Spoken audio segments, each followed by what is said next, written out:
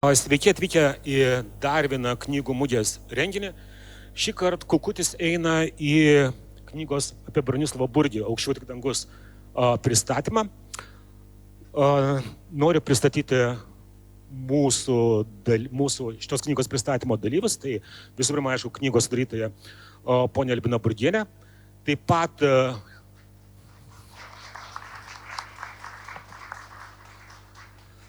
pat Lietuvių literatūros ir tautosakos instituto, kuris išleido šią knygą direktorė, profesorė daktarė Aušra Martišiūtė-Linartienė. Ir ponas Miša Jakobas, kuris buvo ilgalaikis Šolom Aleichemo gimnazijos vadovas. Tai Bronislavo kolega. Taip, pirmas dalykas, aš labai noriu, kad šitas knygos pristatymas nebūtų tik tai mūsų dialogas, kad dalyvautume kiek galima ir jūs. Tačiau labai šviečia man į akis šitos šviesos, tai aš galiu nepastebėti jūsų, nors bandysiu pamatyti iškeltas rankas, tai kelkite arba netgi kartais garsiai pasignalizuokite apie save, taip jau čia matau. Kad, žodžiu, galite bet kurioje stadijoje užduoti savo klausimą. Bet pradėsiu nuo to, kad noriu jūsų visų trijų paklausti. Kas jums asmeniškai yra ši knyga ir šis žmogus? Ponia Albina, o jūsų gal? Nes jūs šios knygos idėjos autorė ir sudarytoja. Labadiena visiems. Pirmiausia, labai dėkoju, kurie atėjote. Tai didžiulė pagarba mano vyrui Bronislavui Burgiui.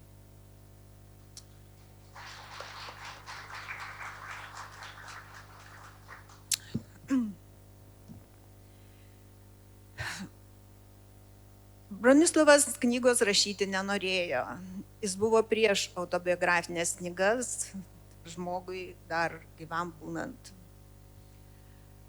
Bet kai Bronius išėjo, mūsų draugas, tiksliau Broniaus draugas, gyvenantis Amerikoje, primiktinai ragino mus rašyti knygą, išleisti knygą apie Bronių.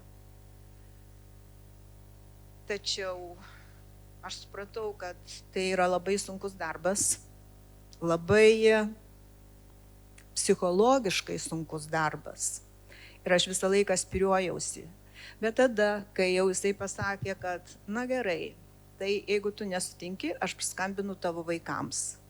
Tada aš sakau gerai, tada aš jau jiem paskambinsiu ir mes susitarsim. Taip ir nuo to laiko knyga pradėjo gimti. Knyga keista. Keistokas buvo ir Burgis.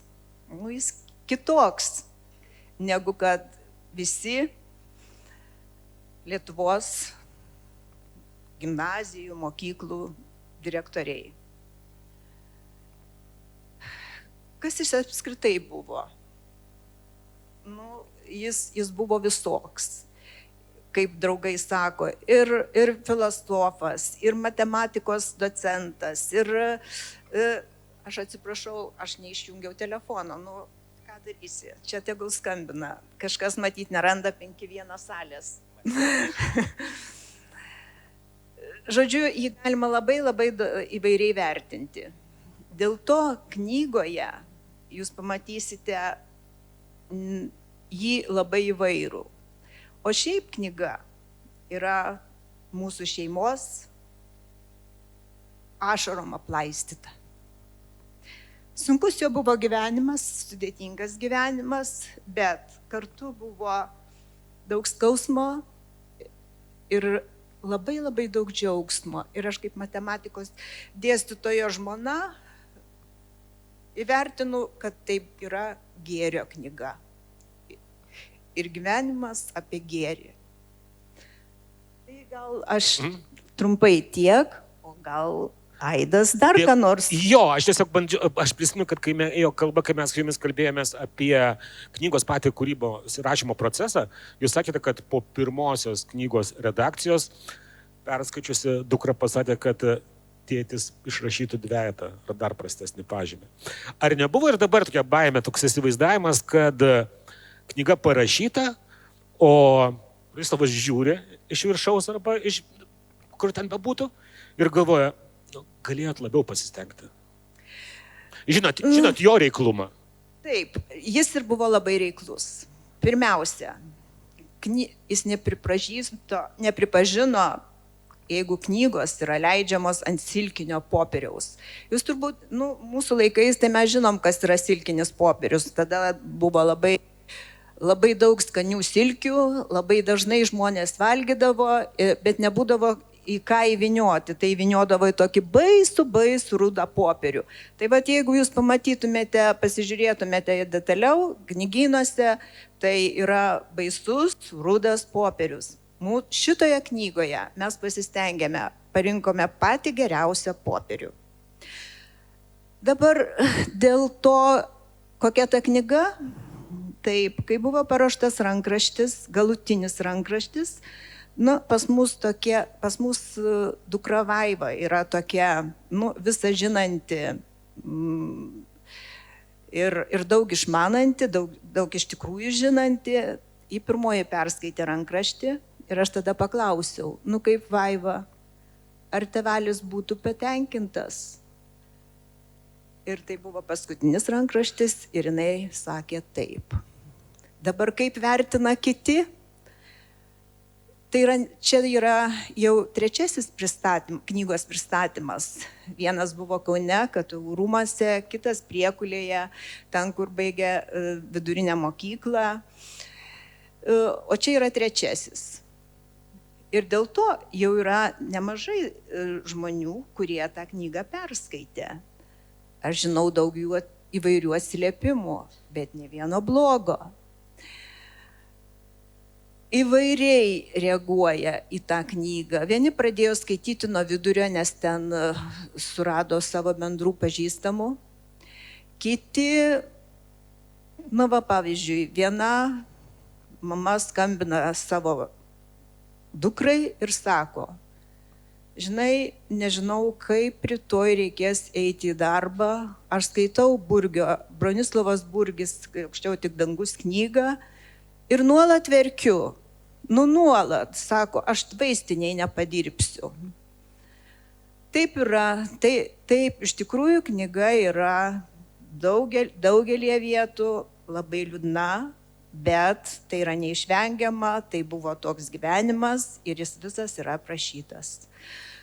Vienas tas mūsų draugas, kuris gyvena Amerikoje, savo tautiečiams, lietuviams, lietuviai renkasi bažnyčioje, ten yra tokia didelė salė, tai jisai vis atneša knygą ir rodo vienai tautietei, sako, nori paskaityti? Tai jinai pažvelgia, nenoriu, bet sako, tu pavartyk. Ir ji pavartė ir sako, oi, duok, aš noriu. Tai va tokie yra įvairūs atsiliepimai. O knygą rašė, nėra autoriaus, čia vėlgi yra keista knyga.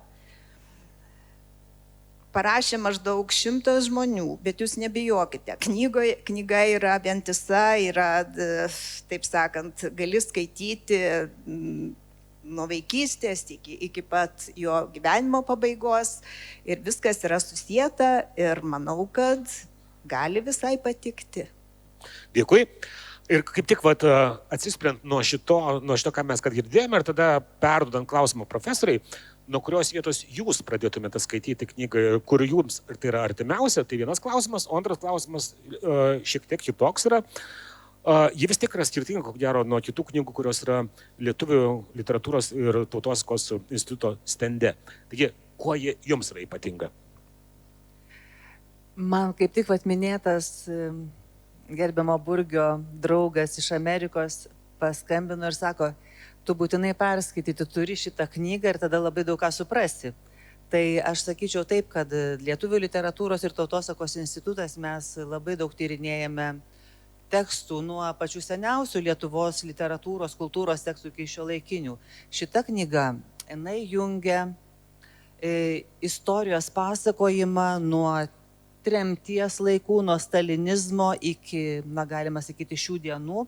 Ir aš pirmiausiai į jį žiūriu kaip į tokį autentišką liudijimą, kolektyvinį autentišką liudijimą apie mūsų istoriją, apie mus pačius, apie tai, ką mums reiškia iškilios mūsų kultūros asmenybės, apie tai, kas įkvepia žmonės patikėti, kad mokytojas gali būti prestižinė profesija ir kas gali atsitikti su žmogumi, kuris iš tikrųjų yra vertas to pasakymo, kad mokytojas yra prestižinė profesija. Ir galiausiai man kaip dramaturgijos tyrinėtojai aš matau šitoje knygoje ir šitoje gyvenimo istorijoje milžinišką tragediją, dramą, ne tik žmogaus, bet ir tautos. Dėl to aš manau, šita knyga tikrai yra neeilinė, nes tai yra ne tik paliudimas, bet ir labai skaudžios pamokos mums šiandien, čia esantiems ir galvojantiems, kaip mes pasirinksim pasielgti kitą minutę. Tai manau, dėl to iš tikrųjų knyga to verta. Ir papildant tai, yra tie žanrai, kaip kalbama apie 7 amžinus siužetus, yra siužetas monstro įveikimas, yra ten ir atgal, yra kvestas, yra komedija, yra tragedija, bet yra ir prisikėlimas. Kai tau atrodo, kad tarsi bus tragedija, bet po to vyksta prisikėlimas. Tai gal vis dėlto daugiau tai, ką pasakojama per jo gyvenimą apie mus, tai nėra vien tragedija, bet yra ir kažkoks, kad kažkurio momentu staiga randame jėgų priskelti. Kad šita knyga pasirodė, jau yra prisikėlimas, nes kitoje situacijoje tokios knygos neturėtų pasirodyti. Kitoje valstybėje, taip sakant, šiek tiek kitų laikų. Tai jau, kad tokia knyga gali pasirodyti ir kad mes čia galime susirinkę apie ją kalbėti, jau tai yra tikrai happy endas. Tai yra prisikėlimas, taip, tai yra labai svarbu. Bet tai yra kartu, man atrodo, ir labai svarbus dalykas. Suprantat, kas yra asmenybė, mes labai dažnai galvojam, yra geras specialistas ir asmenybė. Tai štai, aš čia dar galvoju, kuo mums yra svarbu ir įdomu šitą knygą skaitant, kad mes matome technikos mokslų daktarą ir poetą, organizatorių vadybininką ir humanistą.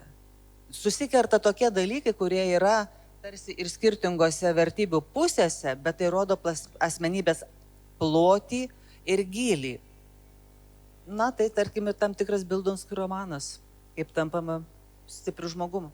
Jo, aš atsakydamas, gal tada yra bėda ne tai, kad yra neįprastas žmogus ir neįprasta asmenybė, o kad mes visiškai bereikalo susigalvojame tas skirtingas kažkokias vertybių vėjų rožės ir skales ir įsivaizduojam, kad jeigu žmogus yra technikos mokslų daktaras, tai jis neturi būti poetu. Tuo tarpu, man atrodo, kad tame niekas neprieštarauja, nes yra tam tikra matematinė logika ir eilėse, ir muzikoje, ir visur kitur. Aš neseniai skaičiau tokį dalyką, kaip muzikiniai taktai, pasirodo, buvo susijęs su mūsų pulsu kraujo ir panašiais dalykais, nuo viduramžių laikų skaičiuojame.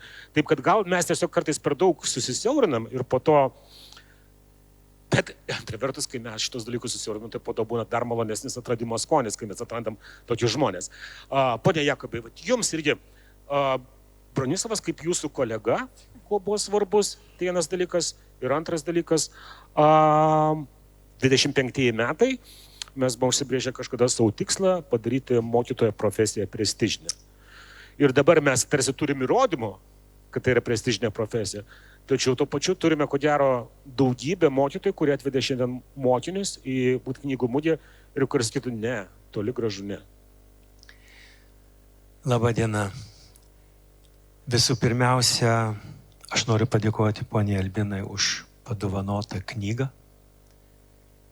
Ir ta knyga tarsi yra mūsų pedagogikos klasika. Šitoje knygoje mes skaitome, kaip reikia mylėti žmogų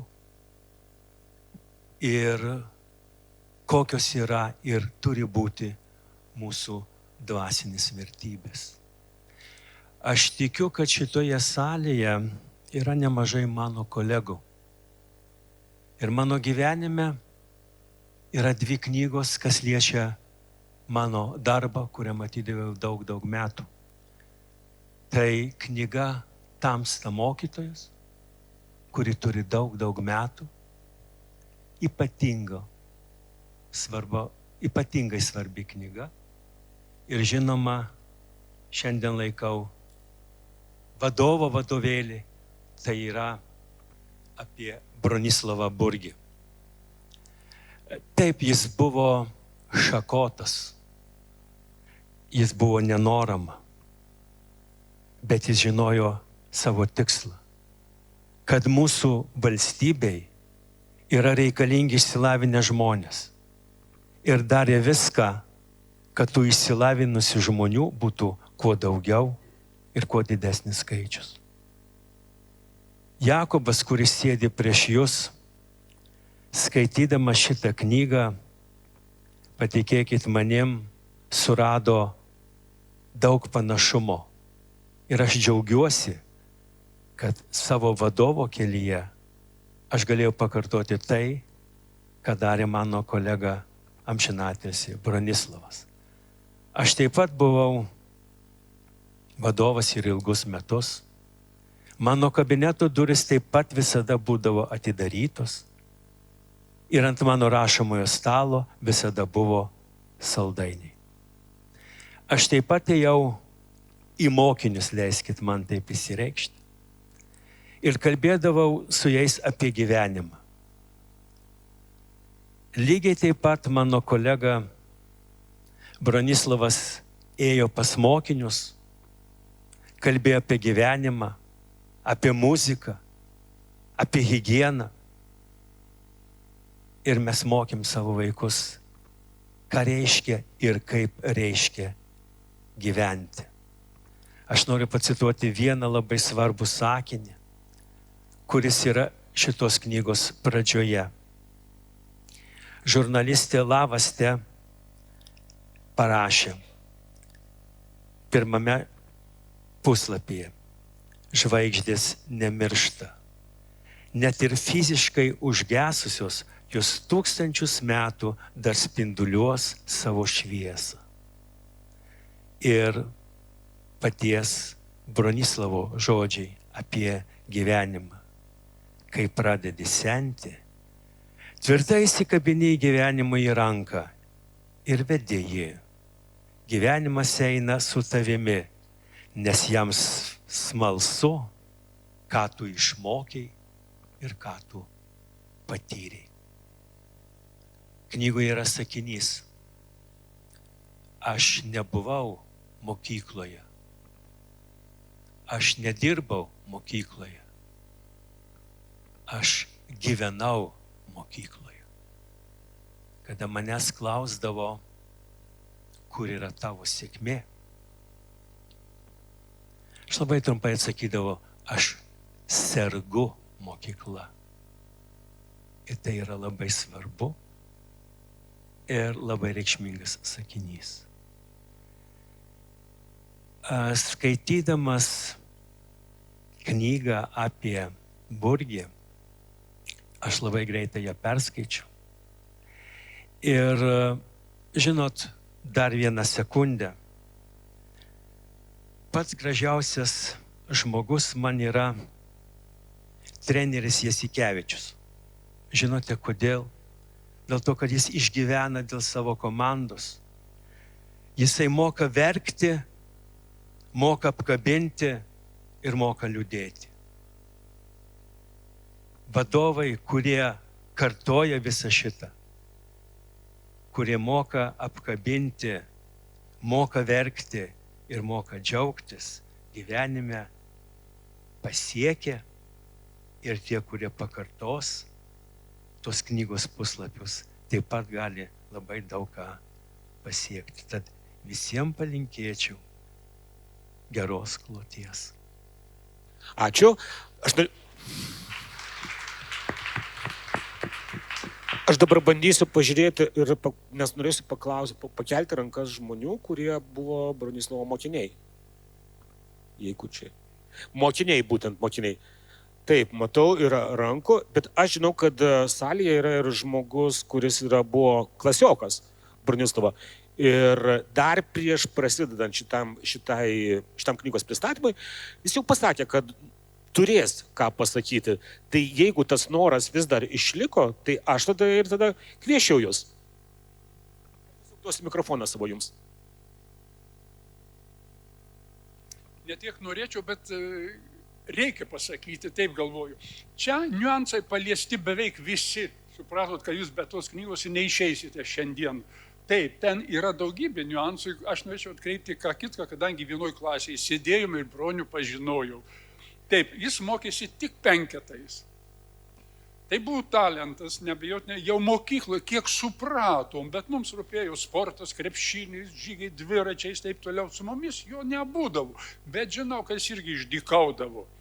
Ir mačiau, arba skaičiau, ir sužinojau, kai šitas talentingas žmogus baigęs universitetą, pačiais geriausiais įvertinimais, iš rektoriaus išgirdo bandito vaikas. Aš supratau, kodėl to tik dabar išaiškėjo, ir galbūt pačiam tapo aišku, aš žinau, kokias tai aplinkybės lėmė. Šiandien aš atvykau iš Mokslo akademijos naujų akademikų rinkimų. Jis jau senai turėjo būti Lietuvos Mokslo akademijos narys. Jis buvo talentingas, neabejotinai savo mokslo srityje. Ir didelė klaida nėra privalumas, aš čia jau diskutuočiau. Nebūtina matematikui griežti smuikų, tobulai ir stebinti pasaulį. Nebūtina kurti poeziją ar eilėraščius, kurios dėtų į chrestomatijas mokyklinės ir dar kitaip. Bet jis galėjo puikiai griežti Lietuvos mokslo matematikoje, pripažintas užsienio šalyse, dalyvauti tarptautinėse konferencijose. Jis turėjo tokį didžiulį potencialą, jis buvo originalus, jis buvo aštraus proto, įžvalgaus ir toli žengiantis žingsnis po žingsnio į priekį. Ta aš suvokiau, nes mes abu dirbom aukštosiuose mokyklose ir turim tą patirtį. Taip pat pamačiau iš tos knygos ydas, tos mūsų ir sovietmečio aukštosios mokyklos, ir net ir šiandien įžengus tos aukštojoje mokykloje, universitetos, yra tam tikrų ydų, konkurencijos ir nepripažinimo, noro nepripažinimo, varžytinių ir panašių dalykų. Šiaip ar taip tą knygą skaitykite su pieštuku būtinai rankoje. Ne su vienu pieštuku, nusipirkite 3 gal spalvotus, kur spalva reikšmingumą galima pažymėti. Aš gavau knygą dar tik pasirodžius ir prirašinėjau, puslapius braukiau. Nemanai, kad dėl to, kad ieškojo korektūros klaidų. Ne, man reikšmingų pastabų taip pat buvo ir žiūrėjau visai kitų, kaip akademinio rato žmogus, kaip vertinti, kaip pamatyti talentus. Bronių mintyse šmėkštelėjo vienas dalykas, ta, kas apie sukosi, jo galaktikoje. 2% talentų, 2% broko ir 80 vidutinybės. Taip yra. Ir prieš porą dienų šnekėjau su Dailės akademijos profesorius. Jis pasakė, jeigu mes kursą priėmėm 50 žmonių ir jeigu vienas iš jų yra super talentas, tai Dailės akademija turi egzistuoti vien dėl šito žmogaus.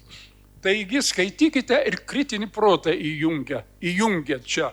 Ką matote? Mūsų pačius, mūsų praeitį, mūsų aplinką. Ir nesam laisvi nuo viso to, ką mes paveldime, nes mes priklausom nuo to, ką paveldim, ką turime. Skaitykit šitą knygą kaip detektyvą. Yra ten užtaiso detektyvinių. Ačiū. Ačiū labai, daktarė. Dėl tų pieštukų knygose tai yra 2 skirtingi požiūriai. Ne. Čia nuskambėjo žodis pristatymas. Jūs atvykot ne į pristatymą. Pristatymas yra komercijos sritis. Veža, prekės, taip toliau. Čia sutiktuvės. Knygų sutiktuvės. Visuomet eikit į knygų sutiktuvės. Nepaisant to, aš pasakysiu, kad 3 salėje Lietuvių literatūros ir tautosakos instituto stende galima įsigyti šitą knygą. Ir nepykite ant manęs už tai, kad aš įpyniau tokį komercinį aspektą į knygos sutiktuves. Nes, knygos leidžiamos tam, kad jos būtų skaitomos. O tam, kad jos būtų skaitomas, nenori, turi eiti arba biblioteką, arba eiti įsigyti, kad ir čia knygų mugėje, knygų stende. Tai aš nebandžiau styti dėl tų pieštukų, egzistuoja 2 nuomonės. Vieni sako, kad būtina žymėtis savo dalykus, kiti sako, kad ne, knyga yra šventovė, jos negalima ir visada. Ne, aš taip nemanau, kad knyga yra visų pirma žinios, mintis, idėjos ir kaip jūs dirbate su jomis, ar pieštuku, ar užlenkdami puslapį, ar kai kurie neduok dievę, netgi išsiplėždami ir pasikabindami savo garbingoje vietoje. Jūsų valia, tai jūsų knyga. Svarbiausia, kad tai ta knyga nebūtų nupirkta vien todėl, kad ji dėrėjo prie jūsų tapetų spalvos arba labai gražiai užpildė lentyną. Man klausimas, kurį aš noriu jums užduoti ir kuris, kai mes kalbėsime apie knygą, apie ją pakalbėjome, kaip ji buvo kuriama, kalbėsime apie žmogų ir nemažai išgirdom, ir klausimas, kuris susijęs ir su tuo, tai yra laikmetis. Nes būtent ta knyga aprėpia kelis laikmečius, kurie yra labai skirtingi. Aš ten skaičiavau, tai yra ir stalinizmas, tai yra ir atleidys Chruščiovo, tai yra ir stagnacijos laikotarpis, tas brandusis socializmas ant Brežnevo, tai yra atgimimas tautinis, tai yra šiuolaikiniai laikai ir panašiai. Taigi, kalbant ir apie Bronislavą, ir apie mus pačius, vis dėlto, kaip taip įvyksta, kai atrodo tokie, kad tai žvėriški laikai, ir vis dėlto, kas padeda juose nesulūžti. Ir išgyventi juos, ir išgyventi ir su dainom kartais, ir su panašiais dalykais, kiek tai, kas jūsų nuomonė lemia žmogaus tą begalinį psichikos ir sielos elastingumą, tą sugebėjimą įtraukti, ir kaip, pavyzdžiui, iš Bronislavo patirties jūs galėtumėte tai iliustruoti? Aš manau, kad pagrindinis jausmas veža visus. Tai meilė. Tai meilė didžioji ir vienintelė. Meilė savo anūkėliams, meilė darbui ir taip toliau. Tai pats pagrindinis jausmas, kurį visą gyvenimą Bronius siejo. Dėl to ir eilėraščiai yra jo parašyti apie tą jausmą, bet aš gal dabar neskaitysiu, aš manau, kad jūs geriau patys perskaitysite. Turite ką nors paprieštarauti, papildyti? Aš tai kaip skaitytoja, tiesiog skaitydama knygą, žinot, man pasirodė, kad aišku, tai yra kalti žemaitiški genai. Man atrodo, labai tiek geriausiamis, tiek blogosiamis tos savybėmis. Aš manau, kad tai yra tikrai susijęs su... Nes mano mama žemaitė, aš labai gerai žinau viską apie žemaičius. Kur žmogus gimsta. Bet kitas dalykas, man atrodo, tai yra didžiulis pasitikėjimas, tėvų pasitikėjimas savo vaikais. Ir aš galvoju, kai aš skaičiau tiek apie jūs, kaip pasitikėjot vaikais, tiek kaip seneliai pasitikėjo savo vaikais, man tai atrodė tiesiog neįtikėtina, kiek maži vaikai eidami į darželį vedasi savo mažesnį broliuką į lopšelį vos ne. Ir aš galvoju, tas pasitikėjimas, kuris ateina iš tėvų vaikams, paskui tai persidavė kaip mokyklos vadovo, mokytojams ir mokiniams. Tai yra ir pasitikėjimas, kuris tau duoda laisvę, bet kartu duoda laisvę su atsakomybė. Ir man tai knygoje labai imponavo drąsa pasitikėti kitais, duodant jiems laisvę ir taip išugdant atsakomybės jausmą. Tai aš tiesiog tai labai išskirčiau. Taip. Kur yra dingęs, aš nesakau, kad visai dingęs, bet smarkiai aptirpęs tas pasitikėjimo jausmas, žinant, kaip šiais laikais bandoma, norima vaikus, tiesiog į kažkokį kokoną uždaryti, ir jeigu į būrelį, tai būtinai vienas iš tėvų yra designated driver ir vairuoja, jeigu dar kur nors tarsi nedaug dievė nuvažiuos pats su visuomeniniu transportu, ten kažkas nutiks, pagrobs, paveš ir visą kitą ar dar kur nors. Kodėl šis laikas visuomenė, kuri yra saugi, kaip niekuomet buvusi saugi, tiek nepasitikė, tiek neduoda pasitikėjimo? Kaip jums atrodo, ponia Jakubai, kaip pedagogui? Žinot, aš truputį iš toli pradėsiu. Visiškai neseniai į mano rankas pateko knyga, gal ir jūs ją skaitėt. Jinai vadinasi 365 trumpi pasakojimai mūsų sielai. Vienoje iš tokių trumpų pasakojimų yra štai kas parašyta. Kad į žaislų parduotuvę ateina abu tėvai. Viską vitrinos, žaislai nuostabus. Ir prie pardavėjos priejo tėvai ir sako, gal jūs galėtumėte išrinkti gražų, nuostabų žaislą mano mergaitei. Jinai visą laiką namuose, viena, mažai kalba ir jos akis labai labai liūdnos. Mes norėtumėm nupirkti jai žaislą, kad tas žaislas ją sudomintų ir jinai taptų truputį kitokia. Pardavėja pagalvojo ir atsakė, mes tėvų neparduodam. Taigi, šiandien mes gyvename labai įtemptų laikotarpių. Ir paskutiniai politiniai įvykiai tiesiog keičiasi ryte vienaip, vakare vėl kitaip. Bet nepamesti tikėjimą žmogumi, rūpintis juom, būti jam vyresniu draugu, kaip tai daro nemažai mūsų Lietuvos mokytojų. Mes iš tikrųjų galim pajausti tą gėrį, kurį mes atiduodame savo vaikams. Ir viename iš puslapių, kai skaičiau šitą knygą, yra rašoma, kad aš nedirbau su popieriais, aš dirbau su gyvais vaikais. Kada man reikėdavo atsakyti tuos visus popierius, aš juos pastumdavau į šoną, neatsakydavau iš karto ir pasirodo, praėjus kuriam laiko jie buvo nereikalingi. Aš laimėjau laiką savo vaikam. Dabar, skaitant šią ypatingai nuostabią knygą, aš jau kalbėjau su ponia Albina ir pasiūliau tokį eksperimentą.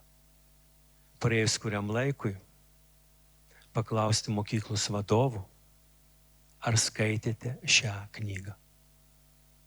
Aš manau, kad rezultatai būtų šiaip sau. Bet ją reikėtų paimti rankas ir tikrai ją perskaityti, nes ten yra tai, ką reikia jauniem mokytojam, tai, ko reikia jauniem vadovams. Ir nepamiršti, kad mes kitos šalies, kitos valstybės ir kitų vaikų neturėsim. Jie visi turi būti mūsų. Ir jokių būdų vaikai mūsų negali būti atstumti. Nežinau, ar aš atsakiau į jūsų klausimą. Gal ne? Tada klausimas buvo blogai suformuluotas. Kaip aš sakau, visuomet būna kaltas tas, kuris klausia, o ne tas, kuris atsako. Vat ir iš to susijęs dar vienas klausimas, kurį aš noriu poniai Albinai užduoti. Tai yra klausimas susijęs to, kai atrinkinėji, kai vyksta gyvenimas, tai jo, tu tada negalvoji, kuris įvykis yra tavo svarbus, kuris nėra svarbus, nes jie tiesiog savaime susidėlioja. Bet kai tu iš tų įvykių dėlioji knygą, tai nenori, užduodi savo klausimą, o kuris įvykis yra vertas, kad įdėti knygą, o kuris įvykis yra mažiau vertas. Ar buvo sudėtinga atsirankioti tos dalykus ir pasakyti, jo, šitas yra reikšmingas, nes jis brėžia kažką svarbaus ir kažkiek kryptį, pradėjo savo gyvenimo, o šitas, ne, jų buvo ne vienas, ne du, ne trys. Tai ar buvo sudėtinga atsirankioti ir ar liko tokių dalykų, kurie nepateko tiesiog elementariai į knygą? Na, Broniaus buvo labai daug. Tai aš būtent dėl to ir užduodu klausimą. Dėl to labai sudėtinga apie jį rašyti. Ir manau, kad tokią knygą, apskritai knygą biografinę, apie išėjusį jau žmogų gali rašyti labai labai artimas žmogus. Tai kadangi tu žinai visus jausmus, tu žinai visus paklydimus, nuėjimus, nuomonės, mintis ir dėl to tada tu gali ieškoti archyvuose, tu gali pateikti. Knygoje yra nepaprastai daug Broniaus citatų, nes aš manau, kad toks kaip ir perpasakojimas jo žodžių būtų buvę, taip labai paviršutiniška. Ir dėl to stengiausi iškratyti visus archyvus, visą jo kompiuterį, visus įrašus, visą jo poeziją ir išrinkti. Kaip aš išrinkau, nežinau, bet man atrodo, kad rinkau chronologinę tvarką. Aš taip sugalvojau. Tai profesorė, klausimas panašus ir šiek tiek susijęs. Kai mes pasakome apie žmogų, tai vis dėlto, ar mes daugiau pasakojame apie tą žmogų, ar apie save tame žmoguje ir apskritai, ar įmanoma atpinti šitos dalykus. Nes man kartais yra, kad tiesiog fiziškai neįmanoma šitų dalykų atpinti. Taip. Profesoriai? Man atrodo, šitoj knygoje mes matom tą žmogų, apie kurį yra pasakojama. Ir labai norėčiau atkreipti dėmesį į tai, kad tiek gyvenimo įvairūs įvykiai susijęs su istorija, bet yra labai svarbus pasirinkimai. Štai, tarkime, žmogus gali padaryti akademinę karjerą ir kaip akademikas Domas Kaunas sakė, kad Bronislovas Burgis privalėjo būti akademiku. Ir tai, kaip žmogus jaučiasi, kai jisai dirba savo įkurtoje gimnazijoje, jai vadovauja. Ir čia aš pasakyčiau, kad šitą knygą turėtų perskaityti visi mokyklų vadovai. Nes iš esmės tu pamatai, kiek tu įgauni galimybių kitus žmonės padaryti visavertiškom asmenybėm, laimingom asmenybėm, duoti kelią. Tavo rankose yra labai daug ir dėl to tu gali nebijoti netgi tų dalykų, kurie tavo pačiam gali pakenkti.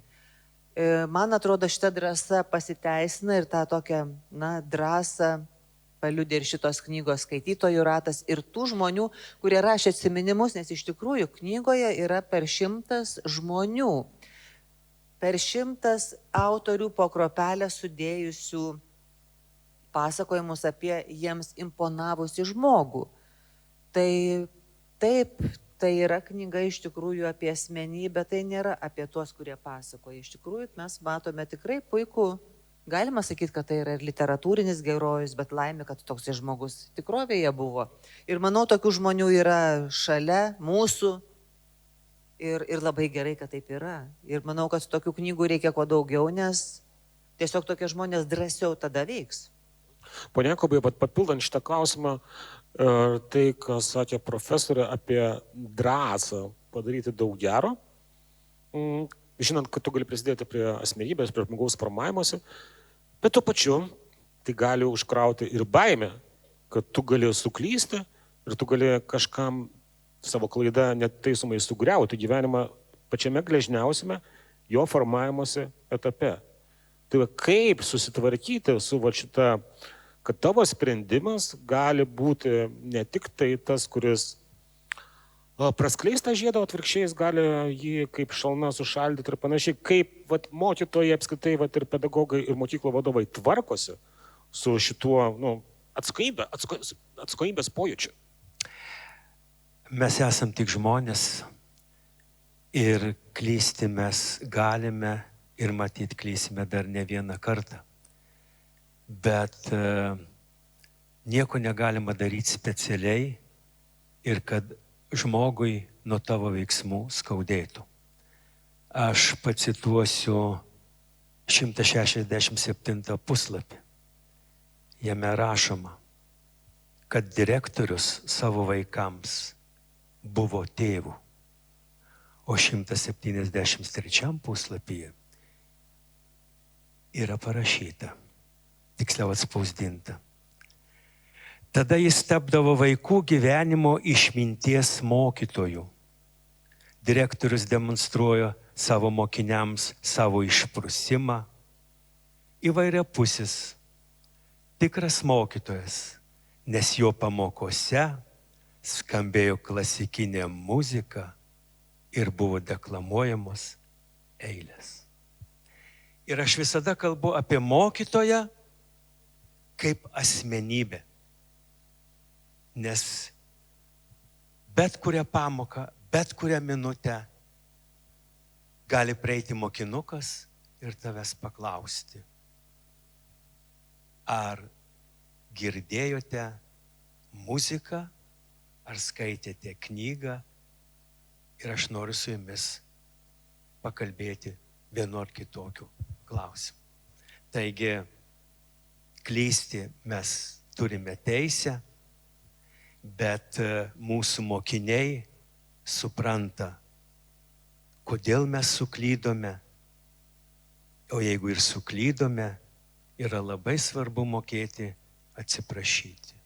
Aš buvau neteisus. Tai yra visų mūsų mokytojų ir mūsų visų mokyklų vadovų pareiga mokėti atsiprašyti ir niekada nepykti. Klaidos gali būti didelės, o kartais gali būti ir visai nedidelės, kurias nesudėtinga ištaisyti, bet kai viskas jau vyko, tu galvoji, galėjau kažką padaryti truputį kitaip, šiek tiek pasakyti kitaip. Ponia Lipina, šitą knygą rašant ir dabar jau žiūrint po to, kai yra išleista, ar jau ateina į galvą mintis, kad, jeigu būtų antras leidimas, tai aš pakeiščiau šį tą, kas atrodė vienaip rankraštyje, o kitaip dabar atrodo, kai jau yra išleista, perskaityta, pakomentuota. Ne, turbūt nekeiščiau. Aš manau, kad sudėjom visą tai, kas yra svarbiausios jo citatos, įdomiausi jo eilėraščiai, nors jo eilėraščių aš radau labai labai daug. Ir kai kurie žmonės, kurie domisi poezija, man vis primena, sako, reikia galbūt išleisti dar vieną eilėraščių knygą. Bet čia yra gal labai tolimoje ateityje, o gal tiesiog užteks tiek, kiek yra šioje knygoje. Bet, žodžiu, galimybė tokia yra, ar ne? Tai dabar, kadangi vis dar nematau pakeltų rankų ir norinčių užduoti klausimą arba pasakyti. Yra. Taip, prašom.